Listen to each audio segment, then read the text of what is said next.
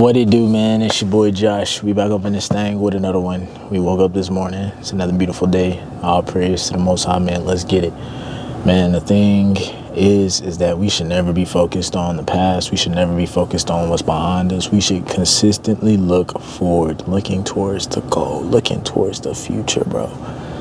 That's what really matters, bro.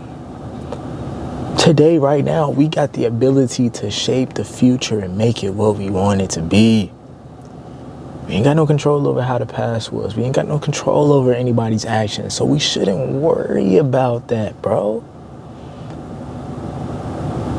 And to back this up, man, we going to Philippians, bro. Written by the Apostle Paul. Philippians chapter 3, verse 13 through 14. Philippians chapter 3, verse 13. Through 14. Brothers, I do not consider that I have made it my own, but one thing I do, forgetting what lies behind and straining forward to what lies ahead. I press on toward the goal for the prize of the upward call of God in Christ Jesus.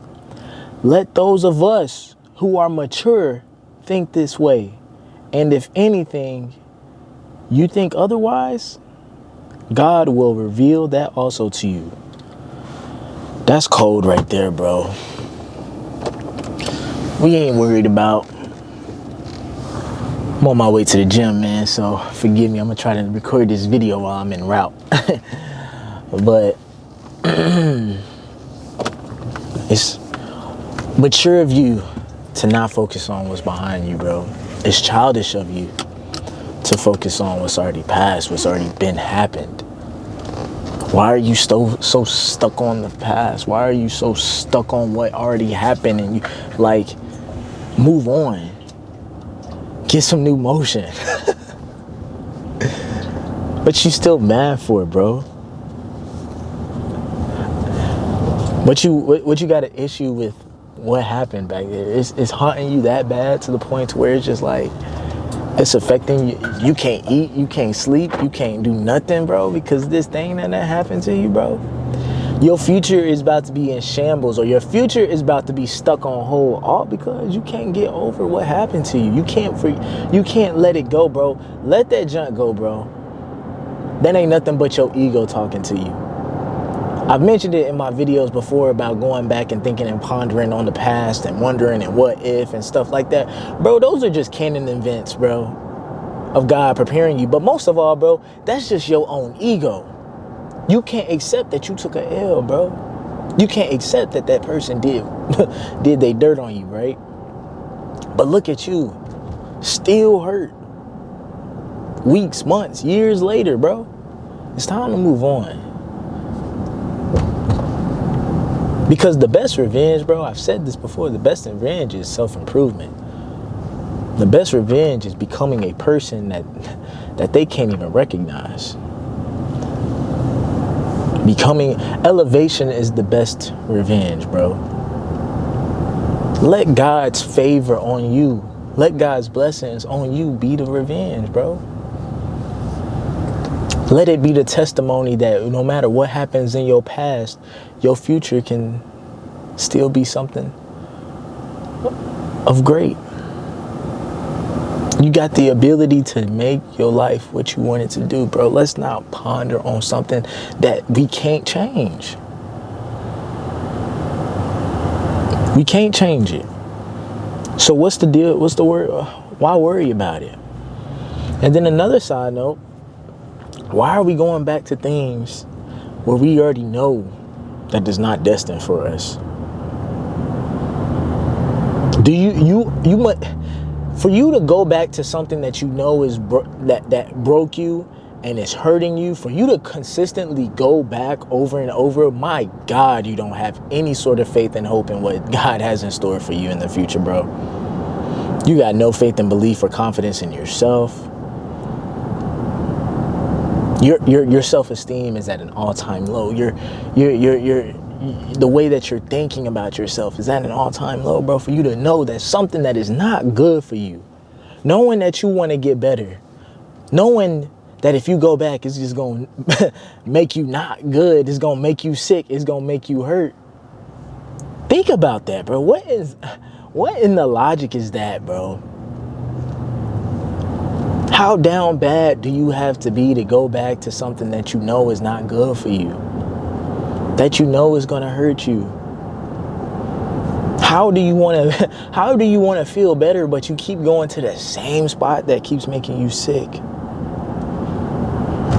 How can you say you want to be clean, but you going to the same spot that's making you dirty? How can you say you want to be whole, but you keep going to the places that's killing one piece of you at a time, each day that you stay there? Are your comforts, are your desires that bad that you are willing to forego wholeness in hopes of achieving pleasure and comfort? Is your desire to be comfortable so strong that it outweighs the logic and the decisions that are in your best interest in regard to you being whole and to you being fully healthy? Are you that down bad that you don't even care about getting better? You're willing to go back and get sick? And then the worst part about it is that when you go back to something that you already knew, what you knew it was all about, you act surprised, bro. Like, what are we doing? Are we really that down bad, bro? If we are, I'm not here to judge you. Trust me, I'm not the person to judge. I'm not the judge. But I am the one to point out the standard and to uphold the standard, even when you want to lower the standard so that it can be of convenience to you. I'm here to remind you that, hey, bro, go ahead and tell yourself all these excuses. Go ahead and tell yourself why you can or why you should go back, and why you should go back and focus on the past, and why you should correct the past instead of focusing on the future. Yeah, go ahead and keep telling yourself those excuses. See, my video right here is to remind you, to bring you right back to reality that, hey, it's time to do better. You can do better. And the reason why you can't do better is because you don't have any discipline. You have an issue picking, when it comes to decisions, you have an issue making the harder right choice. Typically, the choice that is the harder one, the one that we don't want to choose, is typically going to be the right one. The easy choices that we can make are typically going to be the wrong one. So you ask yourself, it's easy to go back and ponder on the past, but it's harder for you to focus on the future. Why? Because you got to go without. You got to sacrifice. You got to wait. You got to maintain faith. You got to trust God's timing. You got to trust God's plan. You got to forgo your own understanding. You got to stop saying you know what's in best for you. And you have to trust God fully. A lot of y'all don't want to trust God fully because y'all want to be comforted so bad. You want all your wants, all your fleshly desires to be met, so much so to the point where you can't go without. And it has you making not sound decisions, not having good standing logic into your decisions. You're making a lot of emotional decisions that have temporary means, temporary ends. Decisions that don't factor in your future self, that don't consider Josh Holt in 2026, that don't consider Josh Holt in 2027.